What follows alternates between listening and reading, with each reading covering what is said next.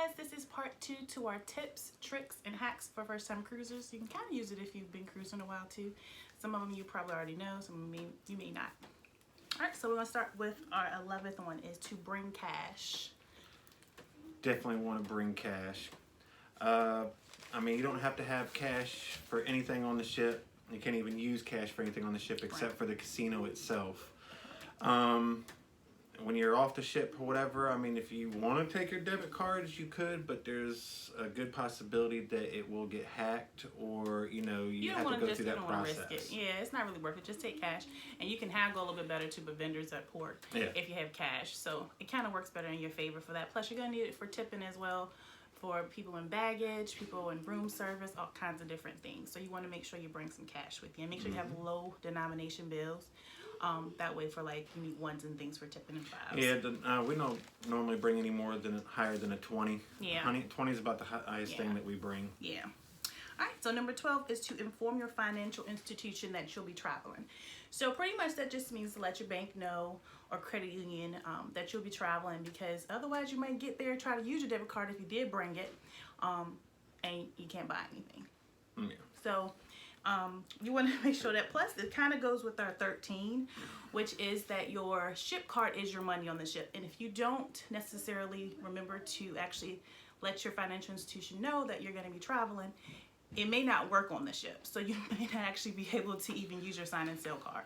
So you need that to be able to attach it. But make sure you do attach it to your account before you go, so that you don't have to wait in long lines when you get there to attach it at customer service. But you want to make sure that you attach it to your account, because your sign and sail card is your everything on the ship. Yeah. All right. Number 14 is to prepay as much as you can. Yeah, you're definitely going to want to prepay for like excursions or so on, before you even go, especially if you know it's things that if you're going to do it for sure. That way you don't have to, like she said, stand in long lines and wait in customer service to be able to pay for a booking excursion or, anything else. Because those lines get really long the first couple of days. So you want to avoid them if you can, especially on port days. If you're trying to go the day before to get everything booked, it's long. All right, so number 15 is to research your ports of call. So I always kind of look to see what's available, so that we can look to see what there is to do. Maybe you don't want to spend the extra money for an excursion. That gives you some things that you can do that maybe are either low cost or no cost. Sometimes the ports are all you really need. Some of the ports we go to, we don't really need an excursion. Yeah. So just make sure that you research your ports. Number 16 is to bring a tumbler. We have our good old... Yeah, you're definitely going to want to bring a tumbler, and make sure you bring your own straws. You can't bring the plastic ones, but you can get the metal ones with the rubber pieces on the ends, or stuff like that. Right. Otherwise, you're using paper straws, and I'll be honest with you, after a couple pulls on a drink or whatever, they get pretty soggy and nasty. And they do have like the candy ones, but I don't like the taste of them. Some people do, so if you do, that's your thing, But it's not my thing, so we just bring it with us. I do bring my tumbler though, because otherwise you get the little baby cups and it's just not enough to drink for me. I need a grown woman cup. So I bring my tumbler now. I'm actually having a Miami Vice. He made me some Miami Vice today. So make sure you have that ready. All right, so the number 17 is to make sure you do not overbook your excursions. Yeah, definitely. You're going to want to watch how many excursions you book, because some of them can overlap a lot of times. Right. And not only that, if you're out and about, you don't want to miss, the ship, or take a chance of missing a ship, because some of the excursions can actually run a decent amount of time. Right, and also you want to make sure that you don't overexhaust yourself.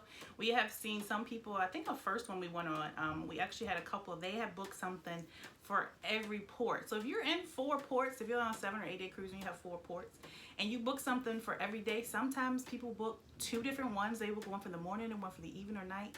That's too much. You're going to be too exhausted to enjoy your trip. You're going to end up basically just running all day long, and then when you get back to the ship, you probably just crash out, miss dinner, who knows. You want to have some chill time, just to relax. You're on vacation, enjoy, and then you want to also be able to enjoy the ship when you get back and not be so tired that you sleep pretty much most of your vacation, or your port day, or your days at sea that you're going to sleep. You want to actually enjoy that time, because the ship has a lot of stuff to do too. All right, so number 18 is to make sure that you fly into port the day before. Definitely. because sometimes it depends on where you are. I mean, it can be a headache to get, you know, to the place on time, you know, because a lot of times you got to be there by like 11:30, 12 o'clock, depending on when your departure is. And if you're not there at a certain time, then you take a chance in losing, you know, being on the ship. If your flight's delayed or something happens and it gets canceled, if you're taking your flight the morning of, then chances are you're gonna miss it. So if you fly in, if you have if you have your schedule to fly in the night before, then that gives you more time to kind of adjust if you need to. If something happens and you can't actually take that flight, whether it's canceled, delayed, or whatever, you can kind of try to make other arrangements. But it also gives you time to kind of relax and start your vacation a little bit. I mean, what we normally do is we just end up getting there a day early, and then we'll go to dinner and relax the rest of the night, and then get up early in the morning, and we're there at the place and ready to go. Right. It gives you that little extra time to just kind of say, okay, I'm in vacation mode. Like, it gives you that time that you need to kind of just get in the rhythm of it and enjoy yourself, so you're not tired the next day for it. So that's just a good tip for you. That way you don't have to kind of rush it or miss it, because you don't want to pay all that money and then you can't cruise. All right. So the next one is to not set your flight home before 1 p.m. We learned that. You learned that the hard way, didn't you? Yeah. So I think our first one we actually drove down, but our second cruise we flew. We flew down, and then we had got up a little bit late by accident. We weren't aiming to. But we also hadn't flown in, so we didn't really know all the things, and it was just our second cruise, so we weren't really sure. We thought we would just be able to get right off, because our first one we did. Our first one we kind of just got right off, and it wasn't an issue. Well, different ports and different ships have different procedures. So when we got up that morning, we almost missed our flight. Mind you, it was kind of a last-minute trip for us anyway, but so we didn't know. We figured us trying to get out there, I think we had it at like 11 o'clock was our flight. We almost missed it. We actually ended up having to talk to one of the officers because the lines were so long. If we had to wait in those lines, we would have missed our flight, definitely. We would have missed our flight. And then I think the last cruise we took, we got delayed with traffic because they were doing road work, we remember. Had I not set the flight for later, we would have missed it no matter what time we had gotten off. And I think we had it for 2 o'clock that time. But I say we got there a little bit early, we did. But if we had set it before we only got there just a little bit early. I mean, early enough to basically get there, check the bags in, and get to where we needed to go. Right, because we were on the highway for at least an hour and a half. Oh, yeah. So, even though it was only like 20, 30 minutes down the road. So just make sure you don't set that too early, because you don't want to miss your flight. All right, and then number 20 is the last one for this part of the series. Is going to be to make sure that you don't book a room directly above or below a casino, a lounge, or a club.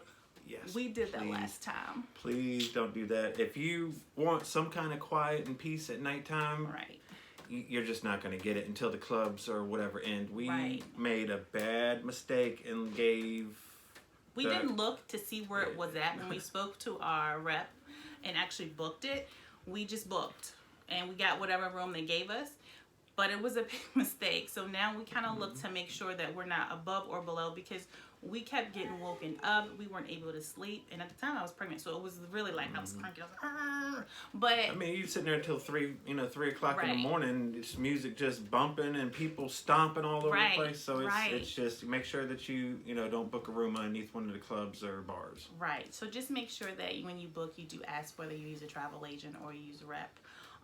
Or a personal vacation planner, whoever you use. Just let them know that you want to make sure that you're not above or below directly a club, casino, or something like that. Because even a dining room, I would say, because they're still going to be walking in and out. So especially if you have kids and your kids want to go to bed or take a nap. So that's just a little bit of information. That concludes the 10 for this series. So make sure you like and subscribe. We appreciate it. We're a new channel, so all of it really, really means a lot to us. And thank you for those who have already. We appreciate you. All right. Bye, guys. Thanks. Thank you.